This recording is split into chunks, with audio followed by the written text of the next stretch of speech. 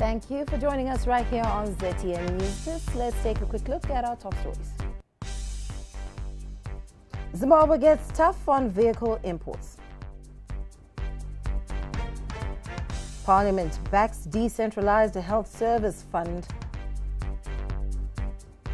Zimbabwean actress scores big on BET. And in sports, Sibanda targets ITF upset. And now for the news in greater detail. Zimbabwe's parliament has said it will back calls by the Ministry of Health and its partners to ensure that the health service fund is decentralized. The fund is meant to cushion hospitals in the event of emergencies and other routine expenses that arise during operations. However, since the funds are centralized, disbursement from Treasury usually takes too long, affecting delivery of quality health services. Health Service Board Chairperson Dr. Paulina Skosana says there is no justification whatsoever for the centralization of the fund. I think this was also to cushion the institution from the unpredictable flow of funds from Treasury. They collect the money, they keep it. If Treasury delays in disbursing funds, they use it. If there's a shortage of drugs, they use it. If they need to be urgent repairs, they use it. There's absolutely no reason why it should be centralized. I think what is needed is improved oversight on the utilization of those funds. Thank you. Chairperson of the Parliamentary Portfolio Committee on Health and Childcare, Dr. Ruth Laborde, said Parliament will defend their appeal when debate resumes on Tuesday. So I agree with you. We will defend this one. This one we're going to defend definitely. The simple defense, my comrades, honorable members of Parliament, is the health service fund imari yaunaona kuchipatara.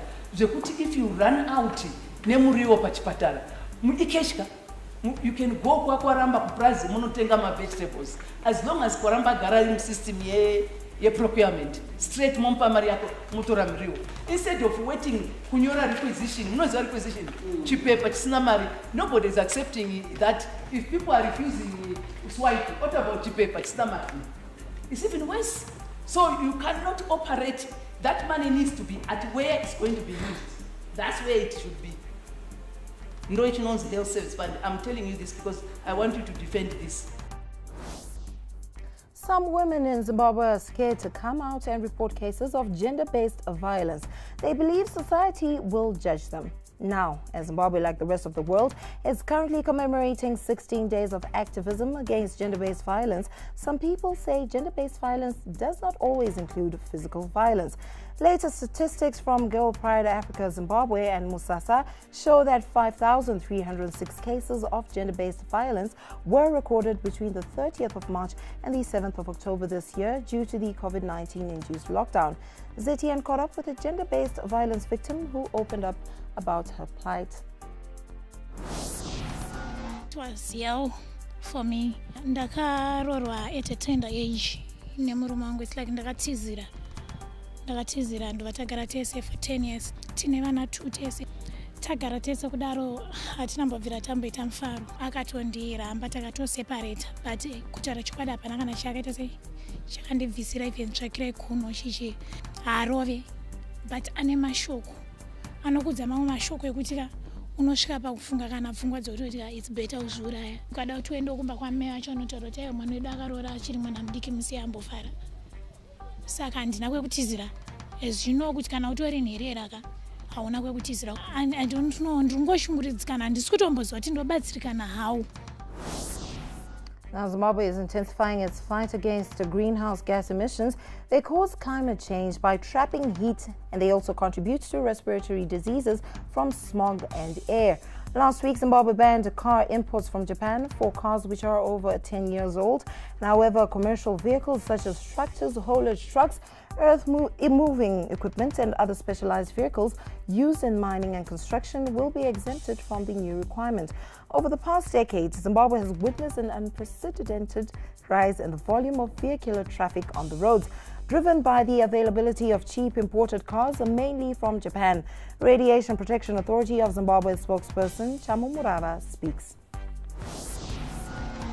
This process begins immediately with the gazetting of Statutory Instrument 281 of 2020 this past Friday, and the whole process really is a simple process. When your car gets across the border into Zimbabwe, our inspectors inspect to assess whether or not it is clear of any radiation, and if it is found to have any radiation, it is then isolated and decontaminated on site to ensure that there is no inconvenience of having to travel somewhere else to get the vehicle decontaminated. Award-winning dancehall artist Freeman says he is thrilled with the warm reception his latest album, Freeman and Friends, has received on the market. It features Mighty T, Mambo Duterere, Darula and Mbeu. The album was released yesterday, that is on Thursday, and has been getting decent hits on various online platforms. The chanter told ZTN that he started working on the project back in July and will start dropping visuals on Monday. Ishe pati nenge tichifamba tisasangane nerima ana miyedzo nenge melis lindise kana katarinda kumbererei wachandinobata tisasangane. No, guys, I don't know what to say. Honestly, I feel like it's just too much. The reception that you have given my project, respond to Mapa Freeman and Friends mixtape is just different, out of this world. Big up everybody who have been supporting, and we still supporting Freeman, who believed in Freeman, and we still believe in Freeman. Could an expert did both.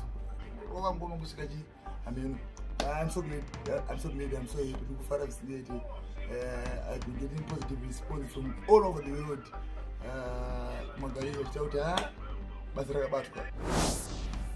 Still with arts and entertainment, Zimbabwean-born actress Evangelista Mwanse has scored big after being signed to a BET-featured soapie.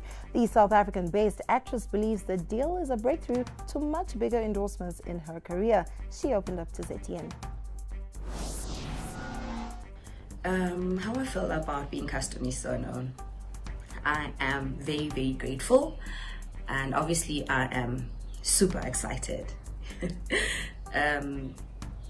Being a Zimbabwean actress in South Africa is not easy, especially if you haven't been to a film school. It's hard. Moving on, a Namibian politician named after Adolf Hitler says he has no plans for world domination. He said this after being elected as chancellor in Namibia. Mr. Onona admitted that his father had named him after the Nazi leader, but said he probably didn't understand what Adolf Hitler stood for. Mr. Onona, who won his seat with 85% of the vote, said it wasn't until I was growing up that I realized this man wanted to subjugate the whole world. He said, adding, I have nothing to do with any of these things. Mr. Onona said his wife calls him Adolf and he goes by the name in public and has no plans to change it. With that story, we'll move on to the world of sport, where top seed Ethan Sibanda remains in contention to win the ITF World Tennis Tour Juniors Tournament in Lawayo. Today, 16-year-old Sibanda plays the first semi-final against Ite Baiti of Israel. The second semi-final features South Africa's Benjamin Scott against Sweden's Edengren. Anthony Davis has agreed a new 5-year deal with the Los Angeles Lakers, while LeBron James is set to sign a 2-year extension. The Davis deal is worth a reported $190 million United States dollars, and he has the option to terminate it prior to the 5th year, while James is set to sign a deal worth a reported $85 million US dollars, which will run until the end of the 2022-23 season, his 20th in the NBA. And that's all we had for you on ZTN News List. Please do stay tuned for Sports Daily right after.